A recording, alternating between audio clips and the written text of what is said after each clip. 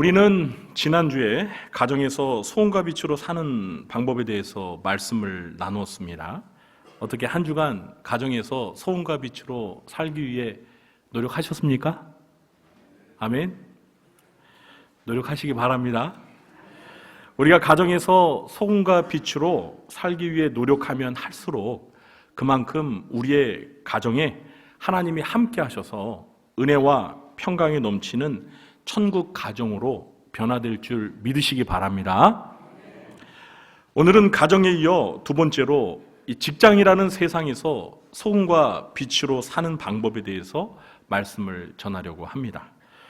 직장에서 우리 그리스도인들이 어떤 자세와 태도로 직장 생활을 해야 하는지에 대해서는 제가 지난주 설교에서 말씀드린 대로 직장 사역을 전문적으로 하고 계시는 민승철 협동목사님께서 아마 조만간 저녁 예배 시간을 통해 다뤄주실 예정입니다.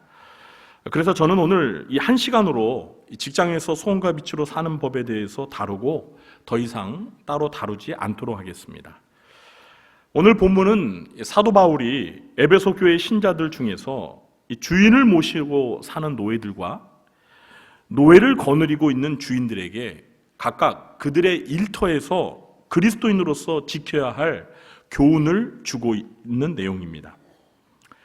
오늘날로 이해하기 쉽게 말하자면 일종의 노사간에 지켜야 할 크리스찬 직장 윤리라고 할 수 있겠습니다.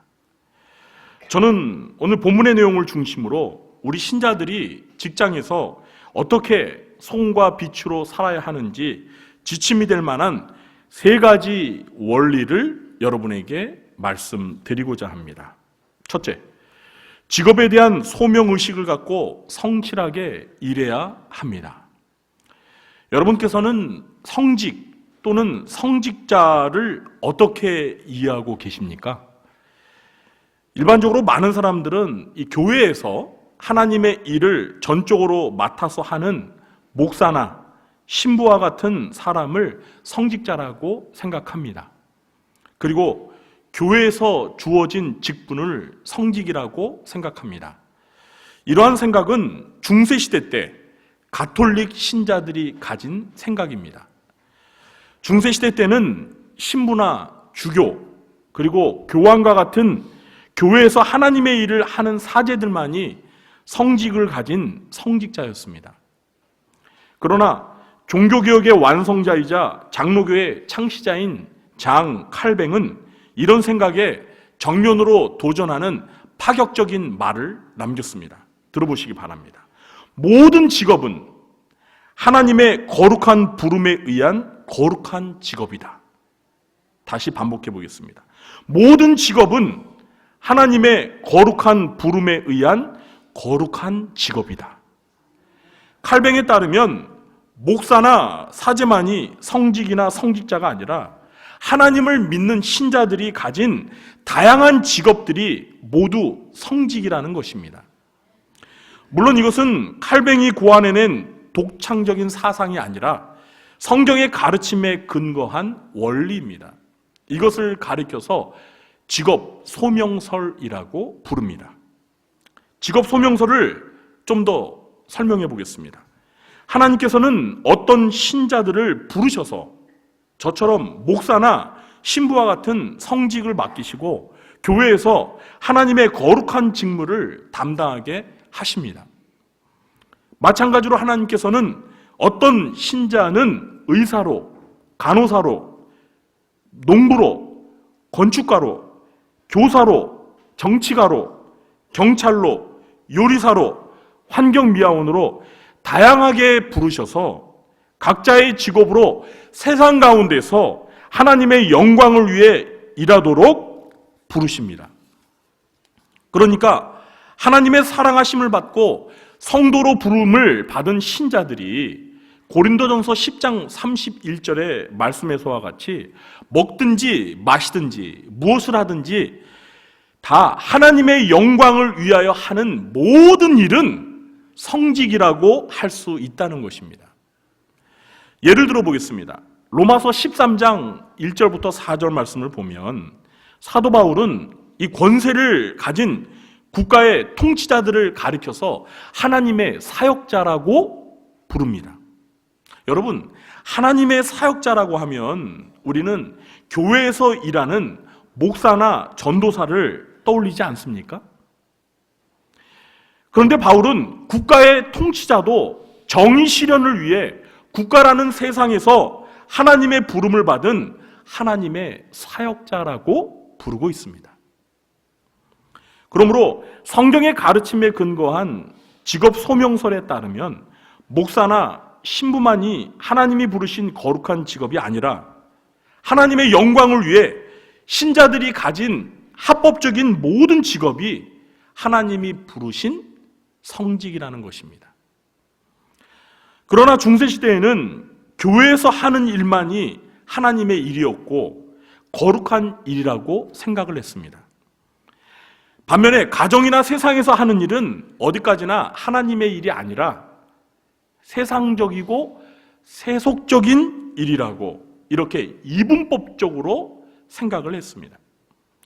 사랑하는 성도 여러분, 그런데 이렇게 직업에는 귀천이 없고 모든 직업이 하나님의 영광을 위한 성직이다라는 직업 소명설의 관점에서 일을 하는 것과 교회에서 하는 일만이 성직이라는 생각을 갖고 일을 하는 것에는 어떤 차이점이 있을까요? 직업 소명설과 같은 직업관을 갖고서 일을 하게 되면 교회에서 하는 일뿐만 아니라 가정이나 직장 또는 국가나 사회에서 하는 모든 일들이 다 하나님이 맡기신 하나님의 일이라는 생각을 갖고 최선을 다해 충성을 하게 될 것입니다. 그러나 교회에서 하는 일만이 성직이라고 생각한다면 교회에서는 열심히 충성하고 봉사하지만 교회가 아닌 세상에서 직업을 가지고 하는 일은 하나님의 일이 아니기 때문에 아무래도 무성의하게 대충 하려고 할 것입니다. 이해가 되시죠? 사도 바울은 오늘 본문에서 주인을 모시고 일하는 에베소 교회의 노예 신자들에게 그들의 직장에서 실천해야 할 교훈을 가르쳐주고 있습니다. 우리 5절부터 7절까지 말씀을 다시 한번 읽도록 하겠습니다. 종들아, 두려워하고 떨며 성실한 마음으로 육체의 상전에게 순종하기를 그리스도께 하듯 하라. 눈가림만 하여 사람을 기쁘게 하는 자처럼 하지 말고 그리스도의 종들처럼 마음으로 하나님의 뜻을 행하고 기쁜 마음으로 섬기기를 주께 하듯 하고 사람들에게 하듯 하지 말라. 아멘. 여기서 말하는 종이라는 것은요, 노예를 가리키는 겁니다. 노예. 바울은 크리스천 노예들에게 성실한 마음으로 주인에게 순종하기를 그리스도께 하듯이 하라고 말하고 있습니다. 또한 주인을 기쁘게 하려고 주인이 볼 때만 눈가림으로 잘 보이려 하지 말고 그리스도의 종들답게 진실한 마음으로 하나님의 뜻을 행하라고 권면하고 있습니다. 그리고 사람에게 하듯 하지 말고 주님께 하듯이 기쁜 마음으로 주인을 섬기라고 하고 있습니다.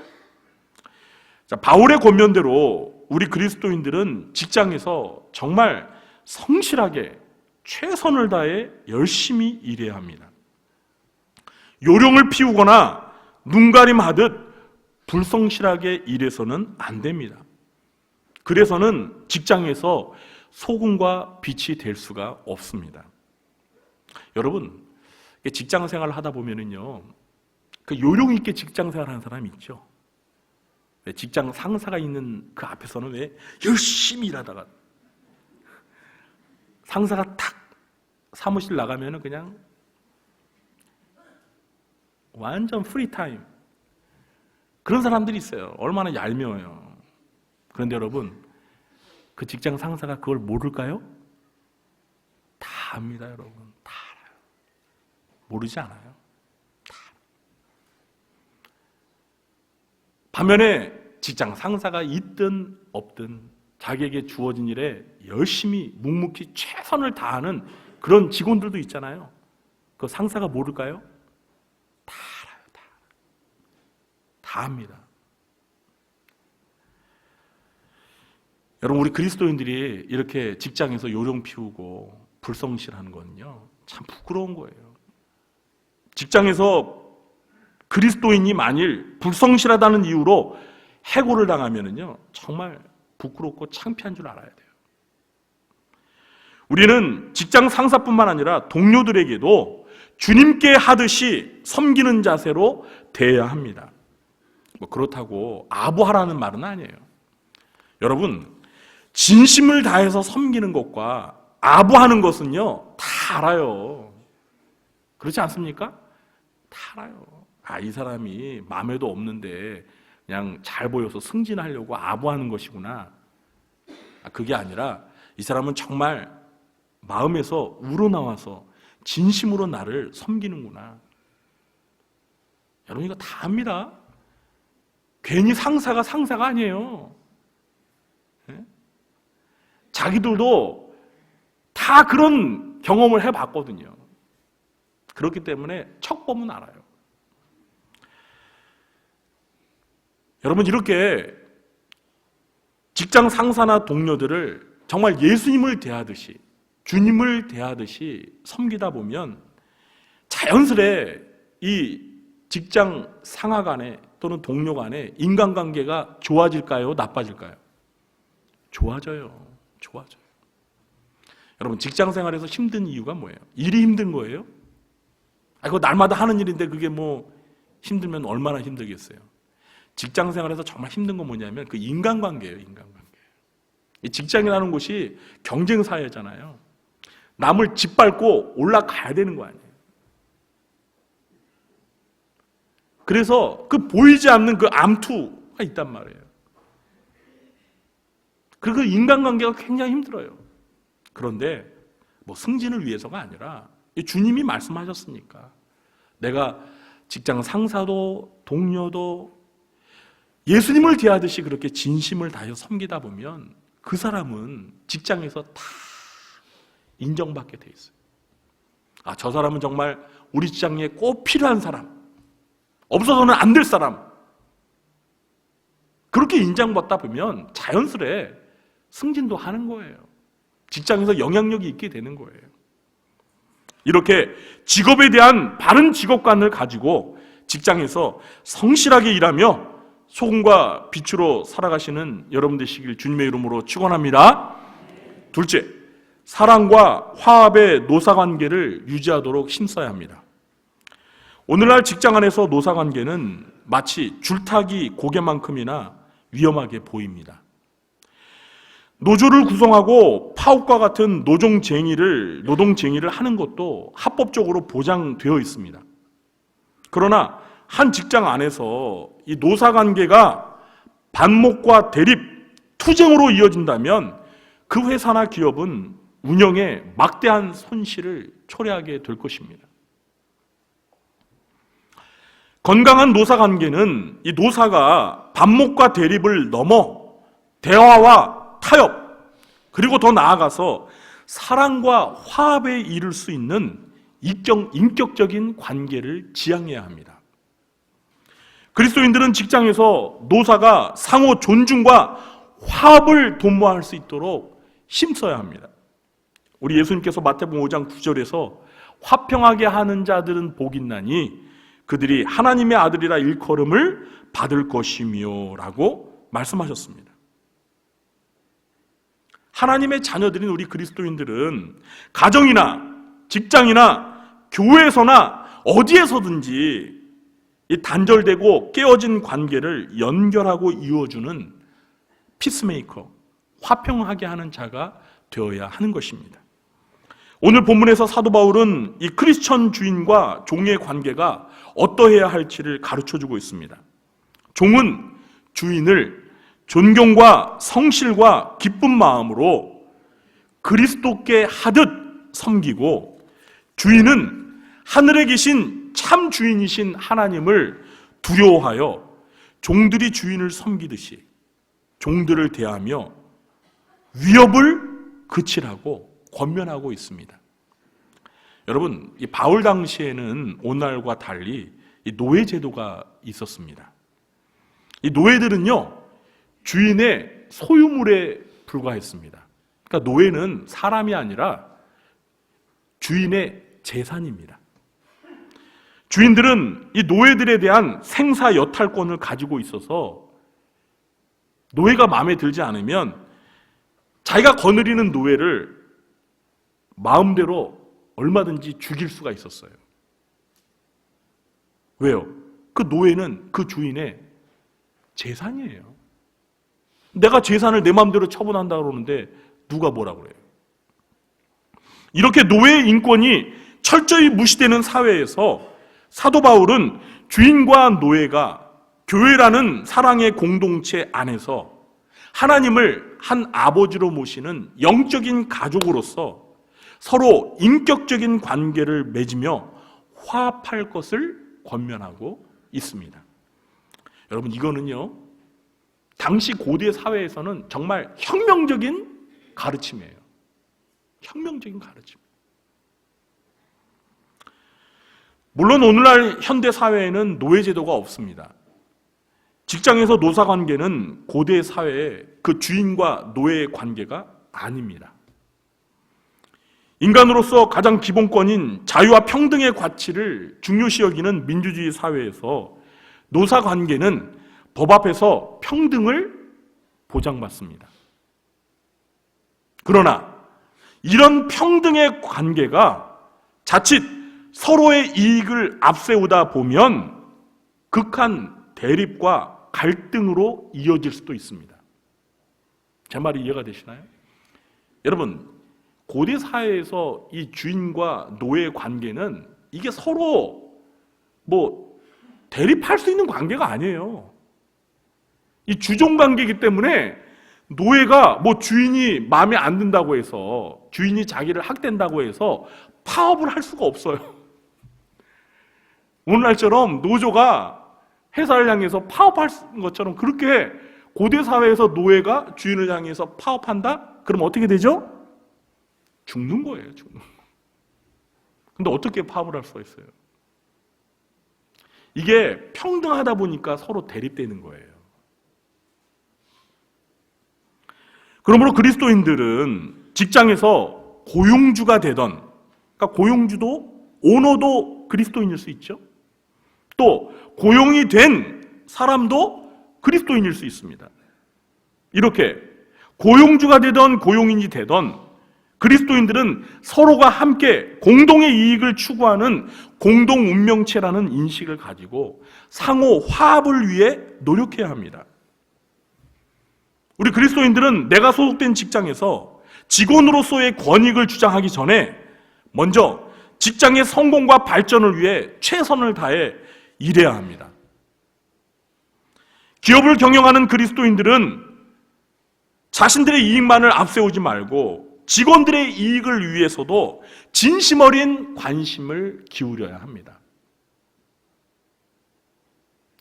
여러분, 가끔 이렇게 언론 보도에서 보면은요, 그런 기업이 있더라고요. 아주 큰 기업은 아니에요. 이제 막 성장하는 그런 벤처 기업인데, 주 4일을 근무하더라고요. 남들은 주 5일 근무하는데, 거기는 주 4일을 근무해. 그리고 그 기업에서 1년 그 매출, 수익이 이제 많이 발생하잖아요. 그러면 그 오너가 그 직원들한테 성과금을 엄청나게 주는 거예요. 그러니까 그 직원들은 어때요? 사기가 그냥 올라가니까 회사를 위해서 더 열심히 충성하는 거예요. 그런 그 뉴스 보도를 보면서 참 그 사장님 한번 만나보고 싶다. 혹시 그분이 크리스찬이 아닐까? 이런 생각을 해보는 거예요, 저는 이런 크리스찬 기업인들이 좀 많이 나왔으면 좋겠어요. 우리나라에 정말 이렇게 존경받는 크리스찬 기업가들이 많이 회사를 운영하면 거기에서 일하는 사람들은 얼마나 기쁘게 일하겠습니까? 얼마나 보람되게 일하겠습니까? 거기가 바로 직장 천국 아니겠습니까? 그런 일을 누가 해야 된다고요? 크리스찬들이 해야 돼요. 크리스찬들. 우리 그리스도인들은 이런 아름다운 직장 문화를 만들어가기 위해 직장에서 소금과 빛이 되도록 노력해야 합니다. 셋째, 정당한 방법으로 이윤을 추구하고 직장 내에 만연한 부정과 비리를 근절하도록 힘써야 합니다. 우리가 속한 직장의 규모가 크던 작던 이 모든 기업은 영리를 목적으로 이윤을 추구하는 집단입니다. 기업의 오너도 직원도 모두가 돈을 벌기 위해 일을 합니다. 이윤을 추구하는 모든 기업들은 돈을 적게 버는 것보다 많이 버는 것을 좋아합니다. 제 말이 맞습니까? 아멘. 이런 때도 아멘 하셔도 돼요. 아멘은 yes, sure 그런 뜻이에요. 동의하는 거예요, 동의. 그런데 여러분, 이렇게 많은 이윤을 추구하다 보면 꼭 부딪히는 문제가 있죠. 그게 뭐예요? 부당한 방법으로 이윤을 추구하려는 유혹의 손길이 있게 돼요. 여기서 제가 말하는 부당한 방법이란 직장 내에서 암암리에 저질러지는 불법 로비, 자금 세탁, 그리고 이어지는 탈세 등을 말합니다. 이것은 분명 우리 그리스도인들의 신앙 양심에 위배되는 범죄 행위입니다. 전도서 7장 7절에 탐욕이 지혜자를 우매하게 하고 뇌물이 사람의 명철을 망하게 하느니라. 야고보서 1장 15절에는 욕심이 잉태한 즉 죄를 낳고 죄가 장성한 즉 사망을 낳느니라. 그러니까 기업에서 사람들이 더 많은 이윤을 추구하기 위해 그 탐욕이 기업 안에 부정과 비리를 만든다는 거예요. 우리 그리스도인들은 이윤을 추구할 때 반드시 명심해야 할 원칙이 있습니다. 그 원칙이 무엇이죠? 돈을 많이 버는 것이 목적이 아니라 바르게 버는 것이 목적이 되어야 합니다. 여러분 한번 저를 따라해 보시겠습니다. 돈을 많이 버는 것이 목적이 아니라 바르게 버는 것이 목적이 되어야 합니다. 네, 여러분, 이거는요, 크리스찬 기업가나 또 일반 직장인들이 마음에 새겨야 돼요. 여러분, 우리는 돈 많이 버는 걸 목적으로 삼으면 안 돼요. 바르게 벌면서 많이 버는 거. 그죠? 네, 많이 버는 거 좋죠. 그런데 그걸 어떻게 많이 벌었느냐. 정말 하나님 보시기에 바른 방법으로, 정당한 방법으로 이윤을 추구했으면 많이 벌면 좋죠. 그런데 아무리 많이 이윤을 남겼어도 그것이 부정한 방법으로 이윤을 남긴 거라면 그건 하나님 보시기에 범죄 행위입니다. 불의한 방법으로 돈을 벌게 되면 반드시 그 대가를 톡톡히 치르게 되어 있습니다. 그러므로 그리스도인들은 직장 안에 만연되어 당연시되는 부정과 비리를 개선하는 일에, 근절하는 일에 앞장서야 합니다. 그리스도인들은 직장에서 소금과 빛이 되어 어둠의 권세들을 몰아내고 하나님의 공의가 직장 가운데서 실현될 수 있도록 힘써야 합니다. 그렇다고 내부 고발자가 되라는 의미는 아닙니다. 근데 여러분, 직장생활 하다 보면 이렇게 직장에 그 만연되어 있는 부정과 비리를 알게 되잖아요. 그러면 참 내부 고발자가 될까? 그런 이렇게 충동이 생기기도 해요. 왜? 이 용납이 안 되잖아요. 신앙 양심에. 이거 올바른 게 아니잖아요. 그러니까 양심이 살아있으면 누구나 그런, 이거 내가 내부 고발자가 돼서 이 비리를 폭로해? 그런데 여러분, 그게 다 능사는 아니에요. 이 내부 고발자가 되면은요, 애꿎은 사람들만 피해를 보게 되는 경우가 많습니다. 그러니까 근본적인 문제가 해결이 안 돼. 그냥 애꿎은 사람들만 잘리는 거예요. 그게 현실이에요. 그렇기 때문에 더 근본적인 해결책을 제가 알려드리겠습니다.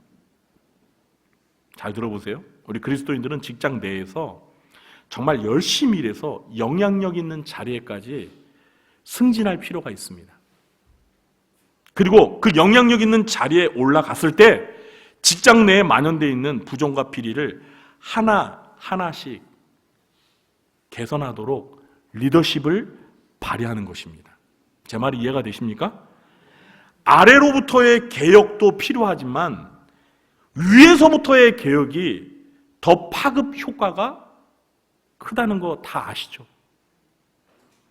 하나님은 요셉과 다니엘과 같은 하나님의 사람들을 한 나라의 총리가 되게 하셔서 그 나라를 어려움으로부터 구했습니다. 그러니까 기업이든 뭐 교회든 가정이든 국가든 지도자가 중요한 거예요. 지도자 한 사람이 바르게 서면은요, 그 아래가 바르게 설 수 있는 거예요. 오늘 우리 그리스도인들은 사회 모든 분야에서 정상의 자리에 오르기 위해 노력할 필요가 있습니다. 개인의 성공과 야망을 이루기 위해서가 아니라 사회 각 분야에서 사탄의 문화를 몰아내고 하나님의 정의와 하나님의 나라를 실현하기 위해서 높은 자리에 오를 필요가 있다는 거예요. 우리 그리스도인들은 정당한 방법으로 성공을 위해 노력하고 성공했을 때는 내가 속한 공동체의 건강한 변화를 위해 공적인 노력을 기울여야 합니다. 이것이 세상 속에서 손과 빛으로 살아야 할 우리 그리스도인들의 책임과 의무입니다. 우리 구로정한교회 성도님들은 지금 속한 직장에서 손과 빛이 되어서 그 직장 가운데 하나님의 나라가 임하도록 최선의 노력을 기울며 사시길 주님의 이름으로 축원합니다. 이제 말씀 맺겠습니다. 직장은 가정 다음으로 우리의 삶에 가까운 세상입니다. 우리는 직장에서도 손과 빛이 되어야 합니다. 그러나 직장에서 손과 빛이 된다는 것은 결코 쉬운 일이 아닙니다. 많은 그리스도인들은 직장에서 손과 빛으로 사는 것에 매우 소극적입니다. 그러다 보니 우리의 직장은 어느새 어둠의 권세가 지배하는 곳이 되어버렸습니다. 그러므로 우리는 직장에서 손과 빛이 되기 위해서 적극적으로 힘써야 합니다. 먼저 직업에 대한 소명의식을 가지고 나의 직업이 하나님이 나에게 맡겨주신 성직이라는 그런 사명감을 가지고 직장에서 주의 일을 하듯이 성실히 최선을 다해서 일해야 합니다. 그리고 사랑과 화합의 노사 관계를 유지하기 위해서 노력해야 합니다. 또한 정당한 방법으로 이윤을 추구하며 직장 내에 만연된 비리와 부정을 근절하고 개선하는 일에 최선의 노력을 기울여야 합니다. 이렇게 될 때 우리의 직장 가운데 하나님의 공의가 실현되고 하나님의 나라가 임하게 될 것입니다. 이런 직장에서 일할 때 우리는 진정으로 일하는 보람을 느낄 수 있고 그 가운데서 하나님의 영광을 위해 살아갈 수 있게 될 것입니다. 저와 여러분이 소속된 그 직장이 이렇게 천국과 같은 직장으로 변화될 수 있도록 직장에서 손과 빛의 사명을 감당하시는 여러분 되시길 주님의 이름으로 축원합니다.